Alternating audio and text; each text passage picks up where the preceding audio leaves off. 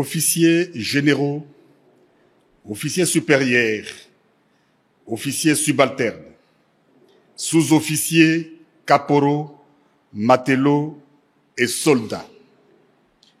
Le président de la République, chef de l'État et commandant suprême des forces armées de la République démocratique du Congo, s'est adressé à la nation en date du 29 janvier 2025, suite à l'agression du Rwanda et le silence coupable de la communauté internationale.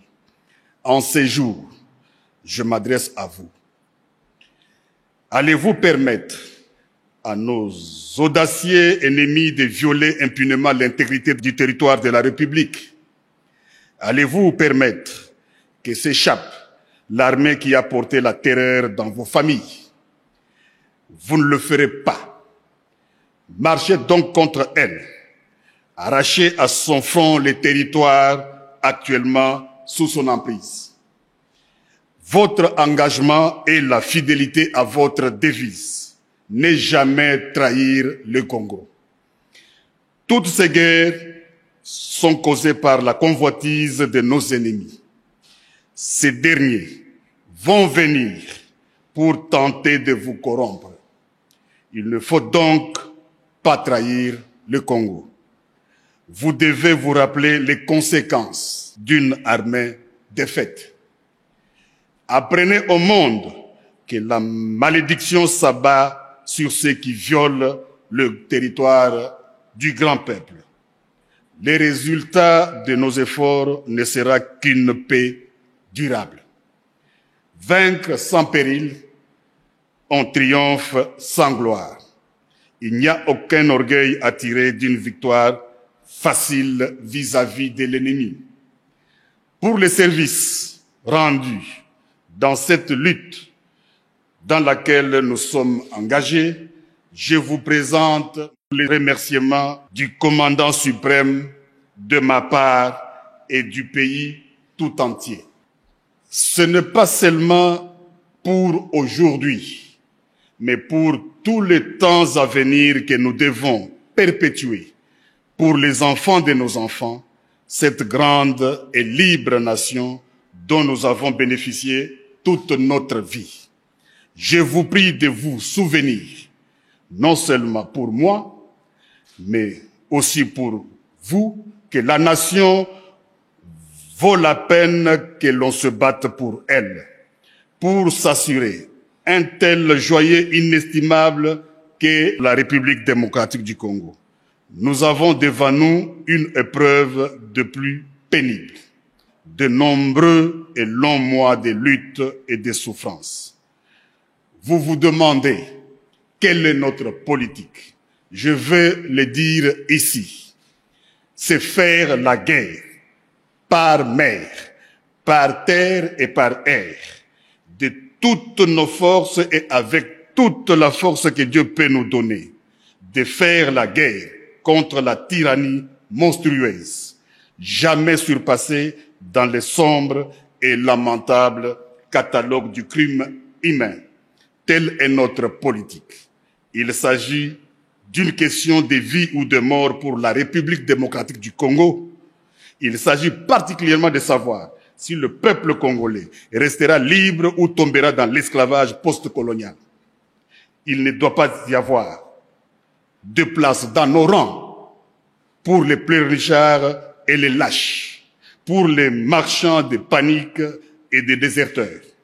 Notre peuple ne doit connaître aucune peur au combat et doit se joindre de manière désintéressée à notre guerre patriotique de libération, notre guerre contre les asservisseurs fascistes. Dans la situation actuelle, la crédibilité de notre armée est essentielle. C'est pourquoi vous devez assumer sans faiblesse votre mission constitutionnelle. Défendre les frontières de la République démocratique du Congo contre toutes les menaces, d'où qu'elles viennent. Vous devez donc faire face aux menaces qui se présenteront dans tous les domaines de conflictualité.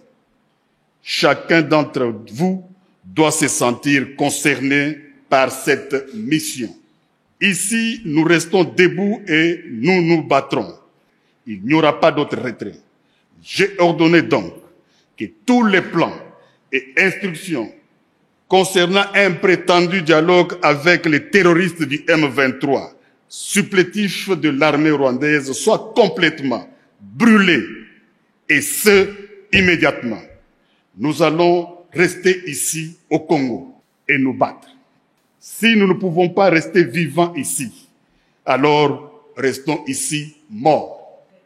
Vous êtes sur le point de vous embarquer dans la grande croisade, vers laquelle nous avons lutté pendant de nombreuses années. Les yeux du monde entier sont braqués sur vous. Les espoirs et les prières des personnes éprises de liberté partout dans le monde entier sont braqués sur vous. En compagnie de nos courageux alliés et frères d'armes sur d'autres fonds, vous parviendrez à la destruction de la machine de guerre rwandaise, à l'élimination de la tyrannie rwandaise sur le peuple opprimé d'Afrique et à la sécurité pour nous-mêmes dans un monde libre. Nous irons au combat à notre manière et nous serons accompagnés par l'esprit des millions de nos martyrs, de nos ancêtres, torturés et brûlés vifs pour leur patriotisme, de nos pères assassinés et de nos mères, nos sœurs, ainsi que nos filles massacrées et violées, de nos frères mutilés et de nos enfants étranglés. Et dans cette bataille, nous briserons l'ennemi et apporterons le salut à notre peuple, éprouvé dans la fournaise de la persécution, assoiffé seulement de la liberté, des droitures et de justice. La voie que nous avons choisie pour le présent est pleine de dangers, comme tous les chemins le sont.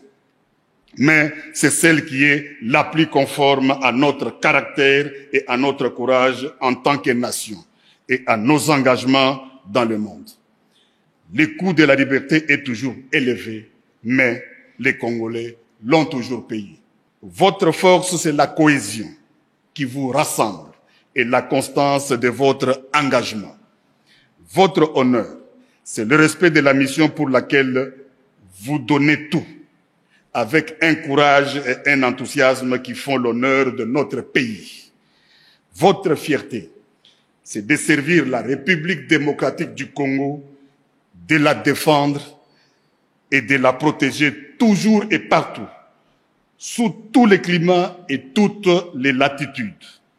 Honneur pour toujours à notre armée et à son commandant suprême. Honneur à notre peuple que des épreuves terribles n'ont pu réduire ni fléchir. Honneur à la nation congolaise. Honneur aux nations de la SADC qui ont mêlé leur sang à notre sang, leur peine à nos peines, leur espérance à notre espérance. Et avec eux, nous allons triompher. Je pense aussi à nos blessés, ainsi qu'aux familles, aux soignants et aux camarades qui les accompagnent dans leur reconstitution. Qu'en notre soutien, tous puisent le courage et la force de continuer à aller de l'avant. J'ai totalement confiance en votre courage, votre dévouement et votre compétence dans la bataille. Nous n'accepterons que la victoire totale.